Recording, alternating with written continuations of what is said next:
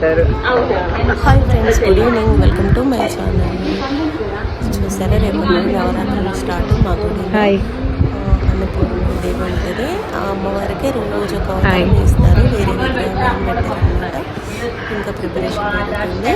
కొబ్బరికాయలు మొత్తం పసుపులో ముంచి కుంకుమ బొట్టు పెడతారు. ఇవి పూజ రోజు 9 days జరుగుతుంది. దసరా తర్వాత మనకి ఇస్తారు. తీసుకుపోయి మన ఇళ్ళలోకి తెచ్చుకొని ఎవరి ఒక కొత్త బట్టలు కట్టి మూటలు కట్టుకోవాలి. అమ్మవారి ఆశీస్సులు మనపై ఉంటే అంత మంచిగా జరుగుతుంది. ఈ కొబ్బరికాయలు కావాలన్న వాళ్ళు ముందు రోజే బుక్ చేసుకోవాలన్నమాట. ఇంకా తర్వాత ఉండదు. ఈరోజు ఇంకా అయితే ఫుల్ బిజీ. అమ్మవారి అవతారాలు మారుతూ ఉంటాయి అన్నమాట. ఈ కొబ్బరికాయలన్నీ ఒక మండపంలో పెడతారు. ఇంకా రోజు పూజలు జరుగుతాయి అన్నమాట.